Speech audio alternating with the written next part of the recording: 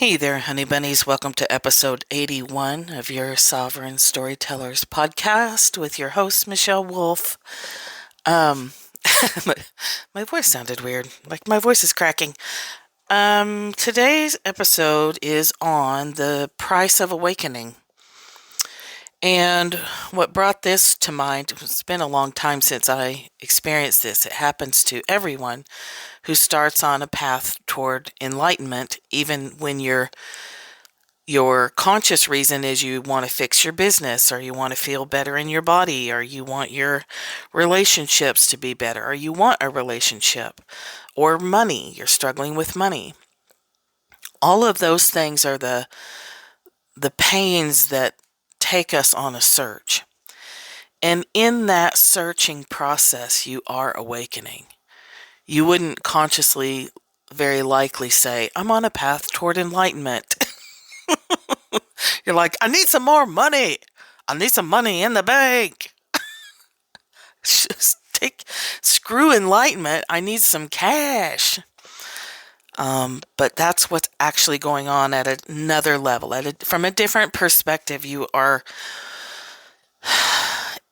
trying to relieve your pain. And in the relieving of your pain, you start to wake up. And that has come across my desk, so to speak, from several different places of people asking that question. Two clients and an email from a different, I don't know, one of the people I subscribe to, bringing up that question. So, of course, right, when we're in a time of turmoil and upheaval globally with our friend, the virus, our frenemy, that question is going to come up, okay? So a long, long time ago in a galaxy far, far away, so most of you who follow me know that I started meditating at a very young age. And in fact, the, books about meditation and things like that were in my house my whole life. My mom was chanting with Soka Gakkai Buddhists when she was pregnant with me. So it's like meditation and spirituality has always been a part of my life. But at 16, I started formalizing that, not willingly, let me tell you. I didn't want to. But my mom was making me go to classes. Anyway, what you will discover is there's a very predictable cycle in our lives when you've lived long enough that you can look back and go, oh, this has happened to me before. So even when we're little, when we're changing from 12 to 13 to 14, we hit 18, we're not the same people we were when we were 12 or even 14 or 8. It's just we don't think about that. We're young. We don't reflect on our previous cycles of change, but they were there all along. And this journey away from pain or trying to resolve pain is one of increasing consciousness, awareness, awakeness, enlightenment. Enlightenment isn't a boom, you're enlightened and now you are wise and brilliant and forevermore and nothing bothers you and blah, blah, blah. That's not true.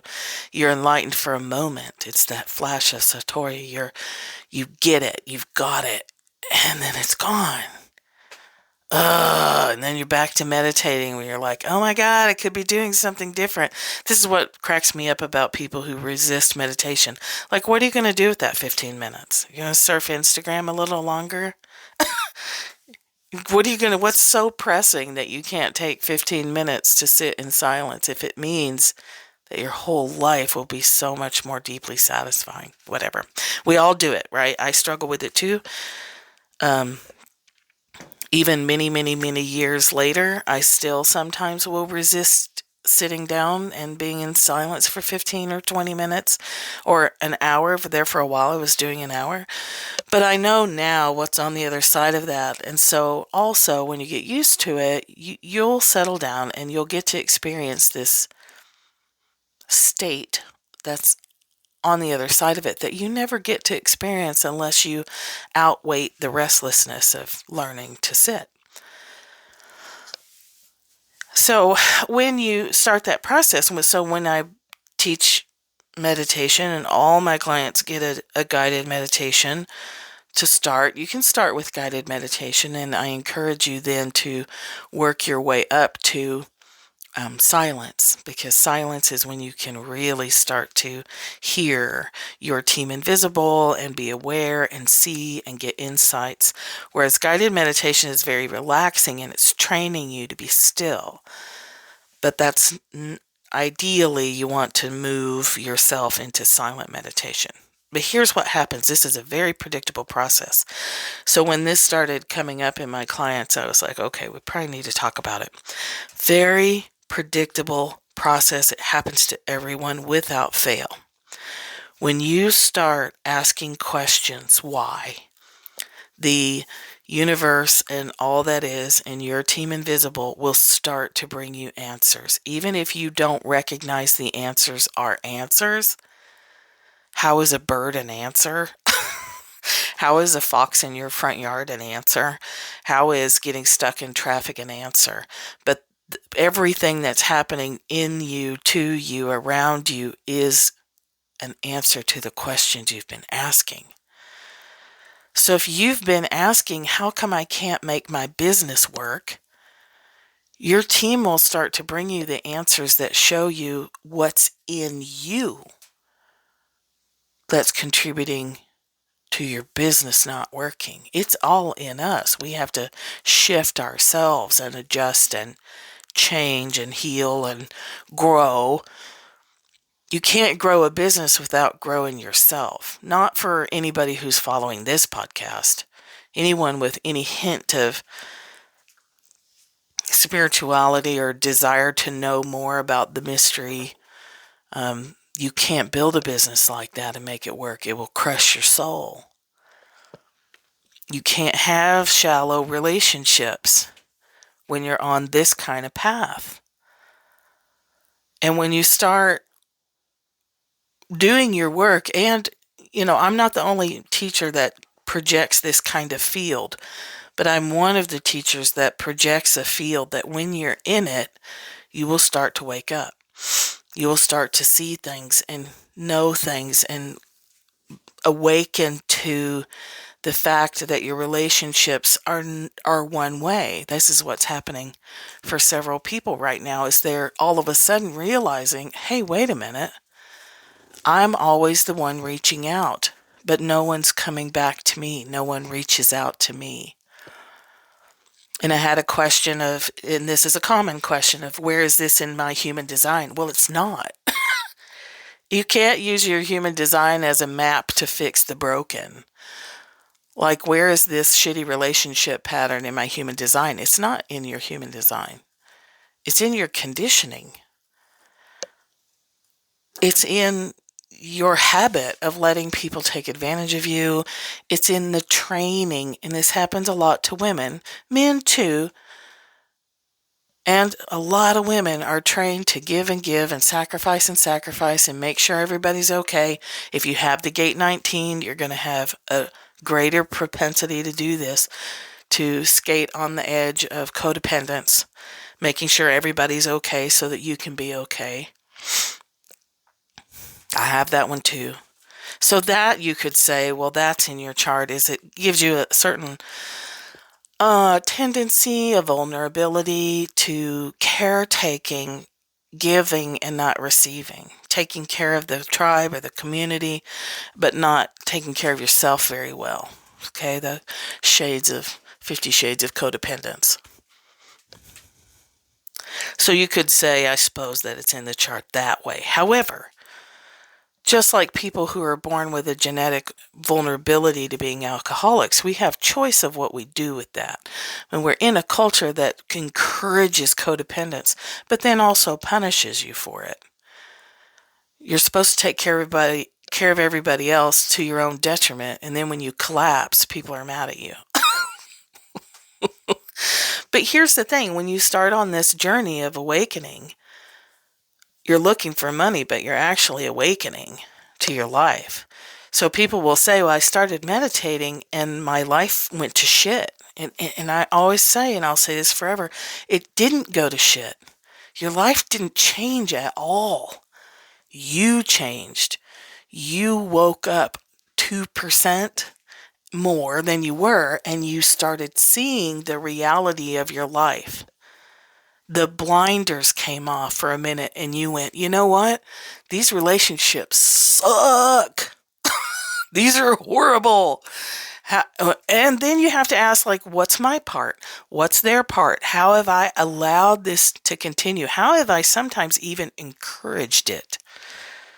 If you're not comfortable with receiving, you'll overtly and covertly discourage people from giving to you by over giving to them. Like, you're always giving. There's no time for people to give back to you. It's very frustrating to me when I'm around a giver and they're giving and you try to give something back to them and they refuse it. It feels terrible because there's no energetic exchange. It's like you offered something and it got, just stonewalled or whatever. And that's fine. People get to do what they want to do, but I'm sure you're aware of that. So you may be the person who people are trying to give to and you're putting up a wall against it. So there's multiple layers of that, but the key component is when we're in pain and we go looking for answers, we will find them, and then we wake up. For a day, for a moment, for a breath, for a week, and we start to see the reality of our lives. And then the next step is, what in the hell do you do about it? You don't have to do anything about it except continue what you've been doing, which is meditating and asking questions. Being still, being open, being curious, being willing. The willingness is what opens the door. The questioning is what swings that door open wide. This is so predictable. It happens every time. I'm not even kidding. Happens every time. If you stick with it, you're going to experience, most likely, a gap where your old friendship circle is very foreign to you. They may reject you. They may feel the difference in your energy and start withdrawing from you, or you may have to withdraw from them. It just becomes the mismatch. And this is not a judgment, okay? They're not bad. You're not bad. Nobody's bad here. It's just shifting energies. You're at a level where things are congruent. You make a big shift. All of a sudden, those gears won't fit together anymore and they grind. Just like in a car. You're trying to get that gear. Does anybody drive a stick shift anymore? I might need to change my analogy, but it just doesn't fit anymore. There's no harmony because the gears don't fit anymore. And that can be really painful. Really painful and really lonely. And from, I've talked about the continuum of perspective. We have our human view of, oh my God, my friends they don't exchange with me, and what's that about? And they've rejected me, or I can't be friends with them anymore in the same way. And now, what do I do? And there can be a lot of tears and a lot of grief and a lot of confusion, like what happened? And a lot of hurt, like how come I'm always the one? That's what I heard from 2 people yesterday. I'm always the one reaching out and that's not being reciprocated. Well, first of all, if you're a generator, a manifesting generator, stop reaching out in that way. Let people know you're available, and then start to question, like, why does it matter if you feel connected to other human beings? Now, don't take these questions literal, okay? Like, don't be like, well, of course we have to be connected to other human beings. Yes. And also on this path of awakening, there's going to be periods of time where you are stuck with yourself. Nobody's around that you want to be around. Like, all your old circle just doesn't fit anymore. And you can be sad about it, and you will be sad about it, and you'll cry about it. And then you'll have to ask, how did I let that go on for so many years? Where did I get the message that it was okay for me to be the caretaker but never be taken care of? This is the conditioning piece in human design and the human journey, right? We are most of the time pretty unconscious to what's really happening in our lives. We're going here, we're going there, we're up in our thoughts, we're disconnected from our body, which is why everything I do is about getting you in your body.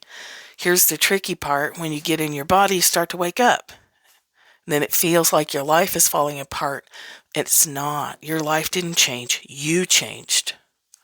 So that's the cost of awakening. It's the price.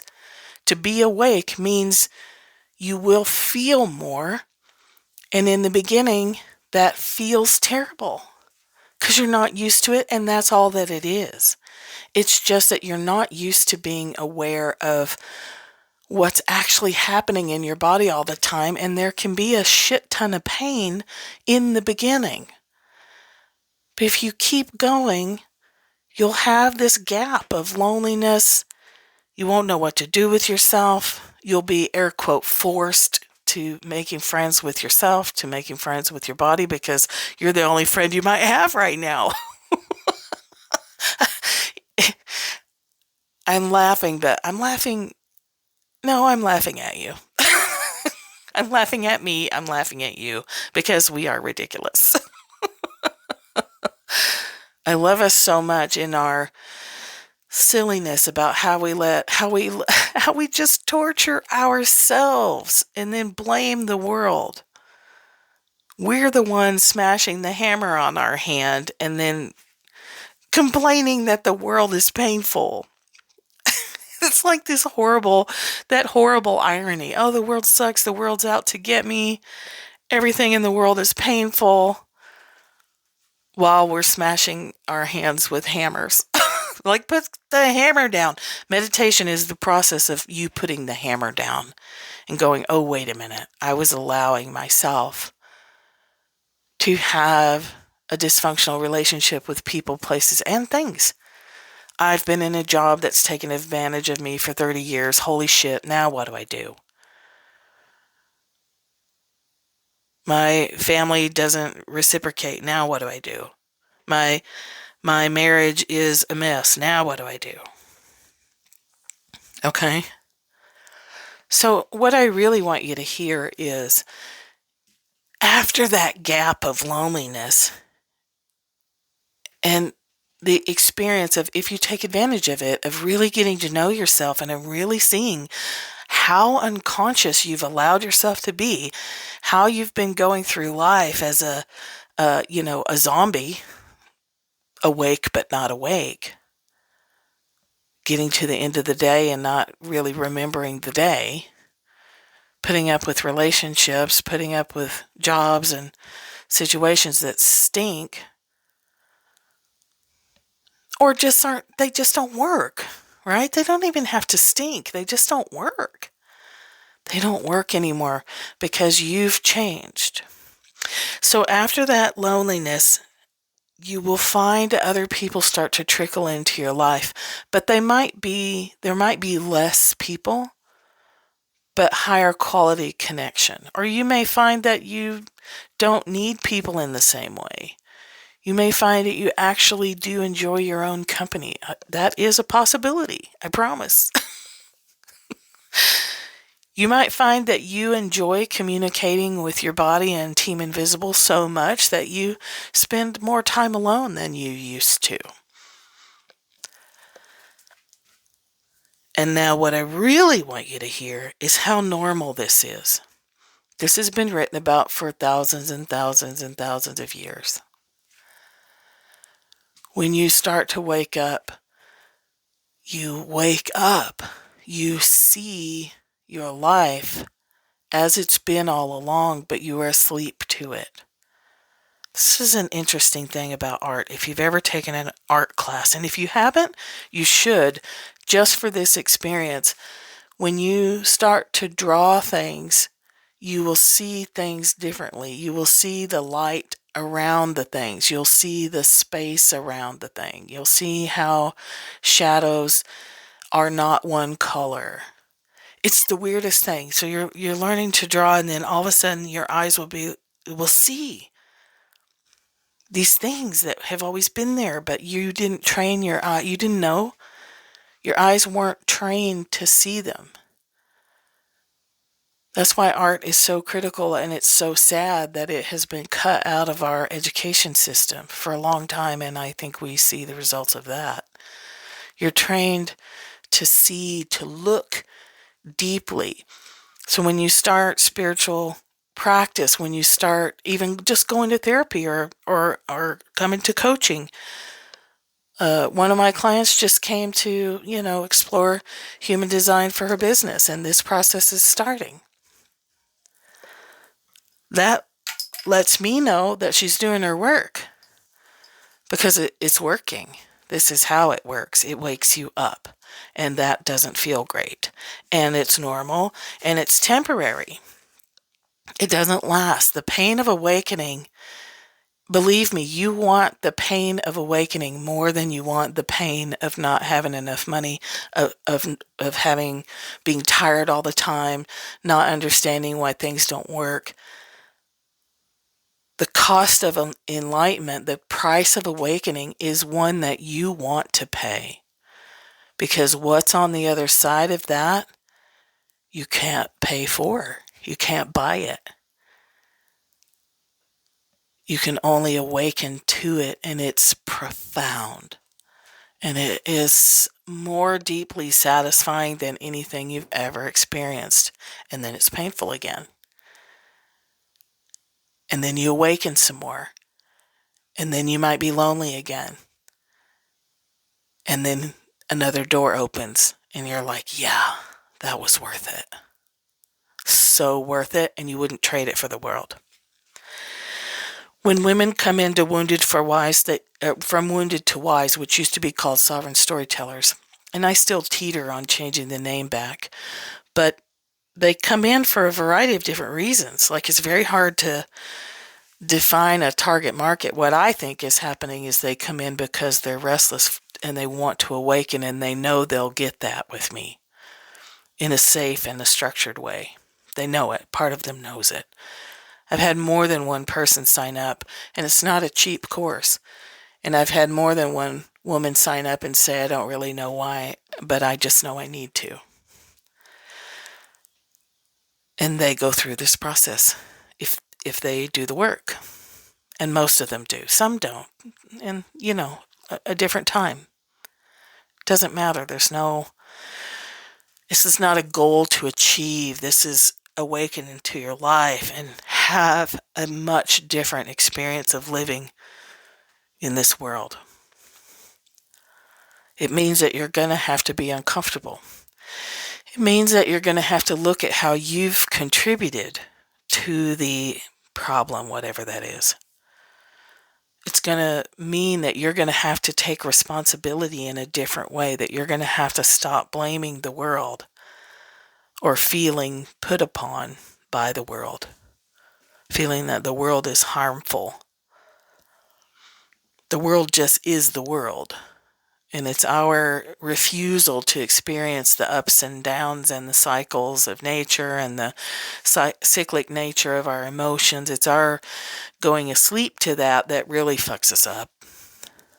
That's what's really at the root of all the pain in your life, is refusing to feel the pain that would go by quickly. So we create pain that lasts and lasts and lasts until we're exhausted and our body gets sick. Just because we won't feel the pain that's temporary. And again, not a judgment. It's what we're trained, right? That is the conditioning process from when we're children. Stop crying, kid. Children should be seen and not heard. Go away, don't bother me. Go outside. I don't want to deal with having kids. And all parents have days like that. I sure did. Everybody does. And that's okay. That's the wisdom in our wounds. That's what I'm always yammering about, that if we go back to that and ask, why was this way? And what did it drive me to do, or what opportunity does it offer me today to be aware of this, any leftover pain? Now, From Wounded to Wise is not a fresh in the trauma group because I don't practice therapy anymore. I'm a coach. So it's for after you've done the big work, and there might be some residual pain that will come up that you can move through pretty quickly. But it's to go back and go, okay, I processed the pain. Now what's still there that could be the wisdom that I need for this stage of my life? What little gift got deposited at that time that I need to go back and claim and start to use? Awakening. Getting in the body, feeling the pain of that, and being so dedicated and devoted to yourself that you'll stay with it and get on the other side and experience a different life. And, like I said, some people don't get on the other side. They don't fully dive into the classes. They multitask. They do the work in their head, but they don't, they still block out the feelings in their bodies, or they don't take the action that would trigger the feelings. That happens. That's okay. They're still being in the energy. The seeds are still planted there, and they will sprout and bloom at the right time. You have to trust that process. If you're a coach or a therapist, you have to trust the process. And their process may not be what you think it should be. It's theirs. Hence the they part. It's not yours. You take care of you and you offer your gifts to the world, but their experience is their experience. No credit, no blame. So be aware of that, that you will experience pretty intense pain and loneliness and cycles of like, shit, what the hell is happening here? What have I done? I want to take it back. But let me tell you with all my heart that the pain you experience upon awakening is far less. You're just awake to it. The actual pain of awakening hurts you less than the pain you're living in if you're half asleep all the time, if you are disconnected from your body, if you're spinning in your thoughts and worrying about money all the time and obsessed about this thing or that thing. You're not in your body, because if you were, that wouldn't be happening. Your mind would do its spin thing, and you wouldn't attach to it. You wouldn't even really pay much attention to it, because it's like, my mom calls it crazy Aunt Agnes in the attic. We don't pay attention to Aunt Agnes. She is nuts. She just likes to think about things. She likes to wonder about this and that, and that's her job, is to think about things. But it's your body's job to tell you what to do with those things you're thinking about, and that's where human design is incredibly transformative. It sounds like a kooky system on the surface, but it is profoundly transformative. Okay, so I'm going to stop there. I have to go get ready for an appointment. So just hear me on this. You will experience pain when you wake up, and it's clean pain, it's good pain, it's truthful pain. The truth hurts, and the truth sets you free. Just contemplate that for the day. Where am I asleep? What kind of pain am I in right now? Because I don't want to wake up and experience the pain of having to reconnect to my body and face the truth of what's really going on in my life. What's really driving this money tangle? What's really driving this pattern of relationships. What's really making me hang out with people that I know aren't good for me, that I know we just don't fit anymore, or they're actively really bad for you.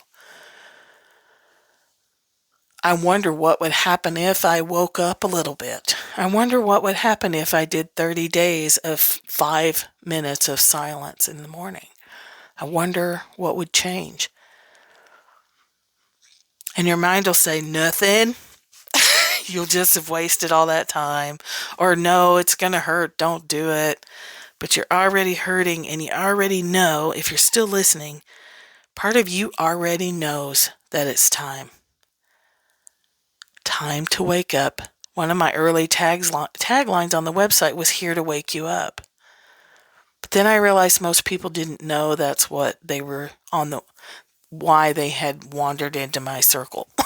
My sphere of influence is that they need to wake up. So I took it down. Because it was like, what? I don't need to wake up. I need to feel better in my body. I need different relationships. I need some money. But that is what I'm here to do. And that is why you're here listening, is you are trying to wake up. And I will say it a million times. 5 minutes of silence a day. Make it your daily practice forever. Over time, you'll actually want to sit there longer. Know that opens your eyes to the pain that already exists. It feels like upheaval in your life. It's just you waking up and seeing the truth. The truth hurts. The truth sets you free. And then, wow, life gets really interesting after that. If you're interested in From Wounded to Wise, it is on the website, thatmichellewolf.com. It's right there at the top. Early bird pricing is in effect till May 15th. And there are payment plans available for that one, for that course. There's also significant bonuses available for that one, such as Forest Reiki Level 1 and 2, which you can then get certified and you can start offering that in your practice, or just practicing on yourself and your family will change an incredible amount because it helps ease you back into your body. So when you're experiencing that pain of, oh my God, all my friends are horrible, or oh my God, my job is a nightmare, it eases the way back into conscious awareness of your body. And okay, so I'm going to stop there. Think less, feel more, feel it, because it will happen. It will flow through. That wave will flow through so much faster than when you refuse to feel it, when you go back to sleep. So consider this podcast episode your wake-up call for today, for this Monday, April 27th, I think.